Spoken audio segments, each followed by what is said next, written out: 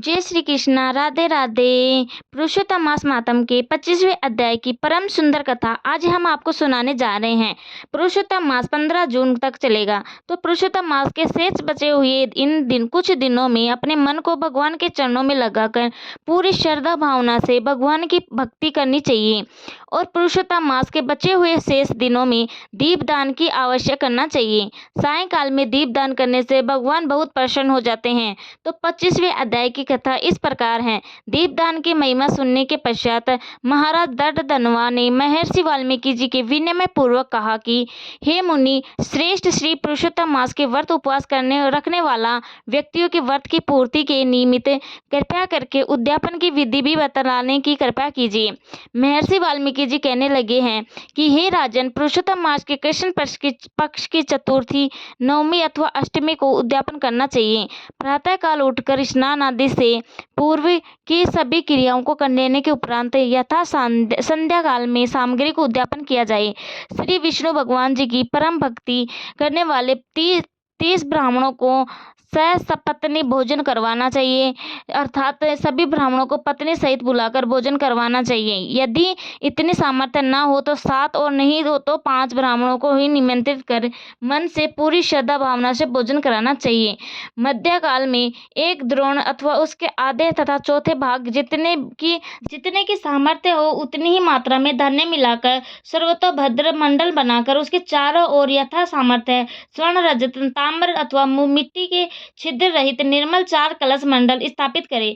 चारों दिशाओं में पुरुषोत्तम भगवान श्री कृष्ण जी के चतुर की प्रीति के निमित्त उन कलशों पर श्रीफल रखे जो कि सुंदर वस्त्रों से लिपटे हुए हों और उन पर पान रख दिए जाने चाहिए।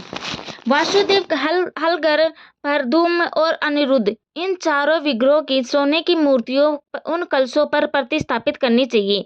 पुरुषोत्तम मास के व्रत प्रारंभ में स्थापित की हुई श्री राधा रानी सहित पुरुषोत्तम भगवान श्री कृष्ण जी की मूर्ति को कलश के साथ लगाकर सबके मध्य में मंडल प्रतिष्ठित करें।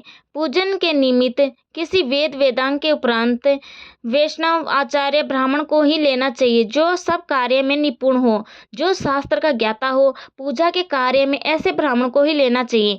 जबकि निमित्त 4 ब्राह्मणों को 2-2 वस्त्र और मुद्रिका दी जानी चाहिए। वस्त्र आभूषणों से आचार्यों को कलंकृत करके हृदय में प्रसन्न होकर शरीर की शुद्धि के लिए प्रायश्चित करें। उसके बाद पत्नी सहित पूरे विधि विधान सहित पुरुषोत्तम भगवान श्री कृष्ण जी की पूजा करें।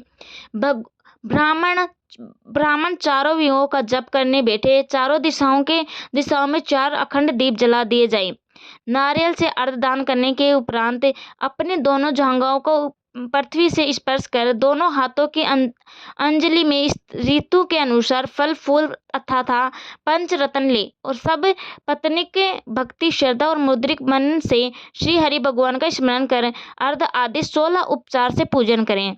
कौस्तुभ मणि से दीपमान वक्ष स्थल वाले पुरुषोत्तम भगवान श्री कृष्ण जी का ध्यान करके आरती करके साष्टांग प्रणाम करें। श्री वध से चिन्हित श्री हरि भगवान की वंदना करके ब्रह्म रूपी ब्राह्मणों को स्वर्ण के साथ पूर्ण पात्र देकर आचार्य को सनंद यथेष्ट दक्षिणा देवी भक्ति पूर्वक श्री सहित आचार्य को वस्त्र आभूषण प्रसन्न करके ऋषियों को भी दक्षिणा अर्पित करें। यदि सामर्थ्य हो तो दूध देने वाली सीधी गाय को बच्चे सहित अन्य आभूषणों से सुसज्जित करें, जिसकी तांबे से मंडी पीठ और सोने से मंडी सींग तथा चांदी से मंडी खुशी गाय का दान करें। लेकिन अगर सामर्थ्य हो तो ही यह दान करना चाहिए। घी और तिल के पात्रों का दान करें। तत्पश्चात भगवान शिव और माता पार्वती प्रसन्न हो के निमित्त स्त्री पुरुष को पहनाने योग्य वस्त्र का दान करें। जूते तथा 8 प्रकार के पद दान करें। वैष्णव ब्राह्मण को श्रीमद् भगवत पुराण के ग्रंथ की प्रति आयु को चलायमान है ऐसे विचार उद्धार करके दान करें। श्रीमद् भगवत पुराण साक्षात भगवान श्री कृष्ण जी का अद्भुत स्वरूप है। जो व्यक्ति श्रीमद् भगवत महापुराण की प्रति को दान करता है वह अपने कोटि फूलों का उद्धार करके योगी जनों को दुर्लभ दुर्लभ गोलोक में पुष्पक विमान पर चढ़कर वास करता है तथा अप्सराएं उसकी सेवा करती है। हजारों कन्याओं का दान, 10 अश्वमेध यज्ञ, कृषि योग्य भूमि और तुला दान करना भी श्रीमद् भगवत महापुराण के ग्रंथ के दान की 16वीं कला की समानता नहीं कर सकती है। हे राजन, ब्राह्मणों को भोजन करवाने, उन्हें वस्त्र आभूषण और दक्षिणा देने के पश्चात उनके हाथों में लड्डू देने चाहिए। उनकी पत्नियों को विधान पूर्वक वस्त्र आभूषणों से अलंकृत कर उन्हें बांस की टोकरी देवी द्वार तक ब्राह्मणों के साथ जाकर मंत्रहीनता क्रियाहीनम ऐसे मंत्र का उच्चारण करते हुए भगवान श्री कृष्ण जी से क्षमा मांगे। क्षमा मांगने से धार्मिक कार्यों में जो त्रुटि हो गई हो, जो भूल हो गई हो, भगवान उसे क्षमा कर देते हैं। तत्पश्चात यह यश समृद्धि यति मंत्र जनार्दन भगवान को नमस्कार करके विधि पूर्वक संपूर्ण कार्य पूर्ण करके आनंदित होवें।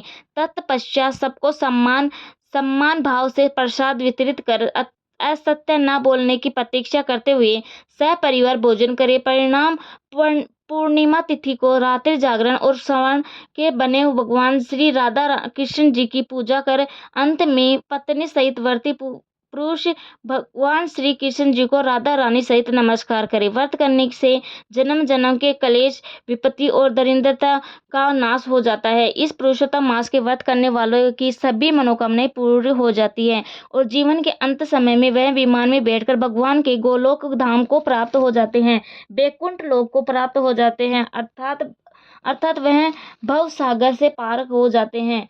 तो यहीं पर आज की इस परम सुंदर कथा का विश्राम होता है।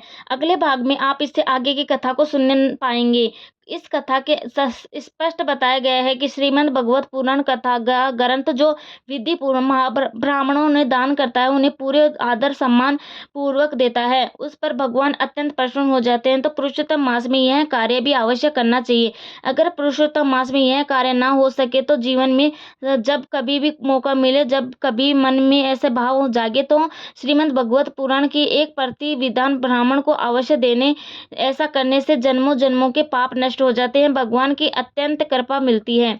लेकिन श्रीमद् भगवत महापुराण का जो ग्रंथ आप बाजार से लेने जाएं वो श्री गीता प्रेस गोरखपुर का होना चाहिए, क्योंकि असली श्रीमद् भगवत पुराण का ग्रंथ गीता प्रेस गोरखपुर वालों का ही होता है। बाकी बाजार में जो भी पब्लिशर के ग्रंथ मिलते हैं, श्रीमद् भगवत महापुराण ग्रंथ जो भी पब्लिशर में मिलते हैं उनमें कथा संपूर्ण नहीं होती, उसमें गलतियां भी होती है। लेकिन श्रीमद् भगवत पुराण महापुराण का ग्रंथ जो श्री गीता प्रेस गोरखपुर से प्रकाशित है उसमें कोई त्रुटि नहीं होती, संपूर्ण कथा इसमें दी गई है। गीता प्रेस गोरखपुर से आप ऑनलाइन भी ग्रंथ मंगवा सकते हैं। आपके आसपास श्रीमद् भगवत महापुराण का ग्रंथ गीता प्रेस गोरखपुर वालों का भी मिल सकता है। तो जीवन के कभी भी ना कभी आप विधि ब्राह्मण को श्रीमद् भगवत महापुराण ग्रंथ अवश्य दान करें, उन्हें भेंट करें, इससे भगवान की पूरी कृपा मिलती है। और सबसे बड़ी बात यह है कि श्रीमद् भगवत महापुराण का ग्रंथ अगर हम विधान ब्राह्मण को देते हैं, मान सम्मान पूर्वक उन्हें यह भेंट करते हैं, दान देते हैं, तो इससे हमारे पितृ भी प्रसन्न हो जाते हैं। अगर किसी के पितृ किसी कारणवश किसी नीच योनि में पड़े हों तो श्रीमद् महापुराण का ग्रंथ किसी ब्राह्मण को देने मात्र से वह पितर नीच योनि से निकलकर भगवान के धाम को प्राप्त हो जाते हैं। तो श्रीमद् महापुराण की कथा की श्रीमद् भगवत महापुराण ग्रंथ इतनी अधिक महिमा है, तो यह बात आप ध्यान में रखें। तो आज की इस परम सुंदर कथा को आपने सुना, आप सबका हार्दिक धन्यवाद। अगले भाग में इससे आगे की कथा आप सुन पाएंगे। जय श्री राधा रानी सरकार की, जय श्री कृष्ण भगवान की, जय पुरुषोत्तम भगवान की, राधे राधे, जय श्री कृष्णा। Thank you.